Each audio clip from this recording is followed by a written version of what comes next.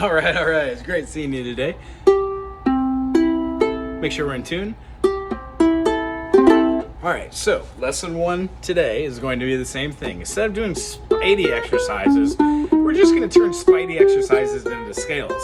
Today you made the connection that spider exercises are half steps. They're minor second movements. I could go from a B flat to a B, and that's a minor second. If I do a major second, it would be a B flat to a C, which gives us a whole step, which make our comparison. Our whole step is a major second, our half step is a minor second. When we're compiling our notes together and making triads, we make a C major by putting a high fifth, a middle third, and a tonic C. I know that sounds higher, but if I did with that low C, you would definitely hear 1, 3, 5, 5, 3, 1. What happens when we flatten that third? You know, it becomes the minor.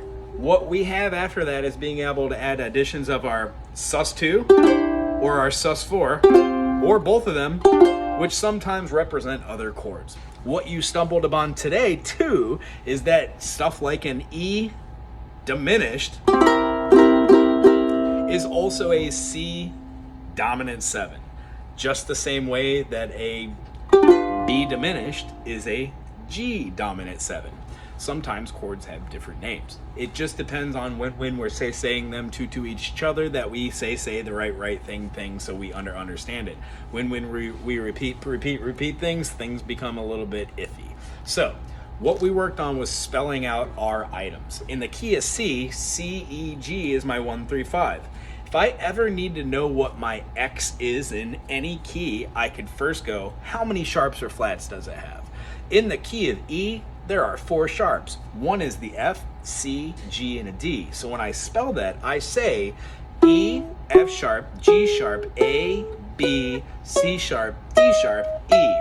I don't necessarily have to know that all those are the sharps when I'm playing this, because that model is the same no matter where I play it. However, those notes change. When I'm in the key of D, I say D, E, F sharp, G, A, B, C sharp, D. If I'm in the key of C sharp, I say C sharp, D sharp, E sharp, F sharp, G sharp, A sharp, B sharp, C sharp.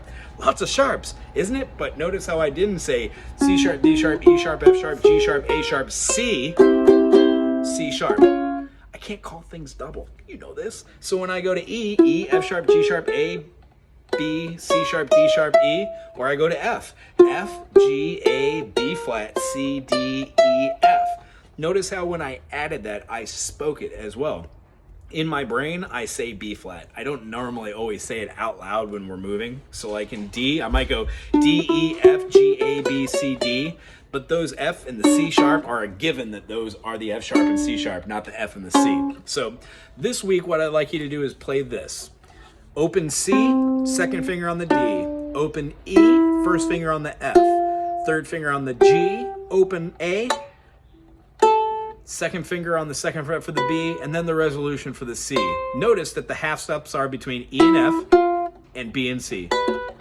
When you do that same movement, it will feel foreign when you do it here because those open notes somehow feel different, but they're the same interval mass. So what happens is I want to see you be able to go from C to C sharp to D sharp to E flat to E to F, doing the same pattern that I've been doing. C, D, E, F, G, A, B, C, C, C sharp, C sharp, D sharp, E sharp, F sharp, G sharp, A sharp, B sharp, C sharp, C sharp, D, D, E, F sharp, G, A, B, C sharp, D, D, E, E flat, or D sharp. Either way, when I go through these, each one of these patterns is the same. E, E, F sharp, G sharp, A, B, C sharp, D sharp, E, F, F, G, A, B flat, C, D, E, F, F, F sharp, G sharp, A sharp, B, C sharp, D sharp, E sharp, F. No, E, F, because it's a half. So that's your pattern there. You're gonna go a whole step away, go above the note you started with, half step away, go a whole step away, go above on that same pattern in the same distance you do your spideys in, which is why we learn spideys, so you stay within 4 note regions. And then you're gonna be moving your finger from this to a whole step to your last movement, which is your 7 to 1. 7, 1. All together now would have a remember, don't play them as fast as I am. Play them slower with 4 notes on the right hand. 1, 2, 3, 4, 2, 2, 3, 4, 3, 3, 3, 4, 2, 2, 2. When you do this, give attention detail that you're using your pointer finger on your right hand.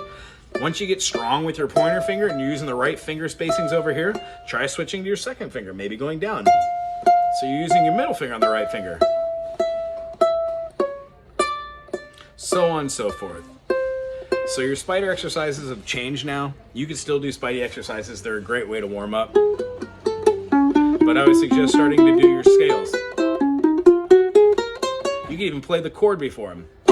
C, C sharp, D, something like that, all right? All right, and the second thing we learned today was Aloha Oe. I'm gonna play the chords all the way through so you can play with it. I'm not gonna sing with it, and then I'm gonna sing back. I'm also gonna leave a link for you so you can play along and learn how YouTube videos work there. All righty, 1, 2, ready with downstrokes.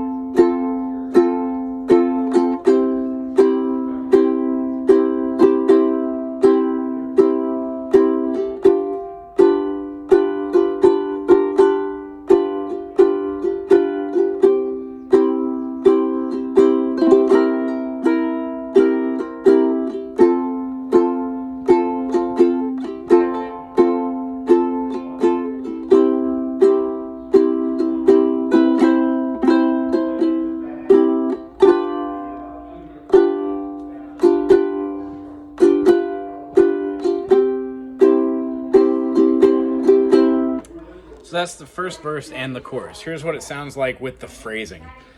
These I had like a C major, and I do like a half step. When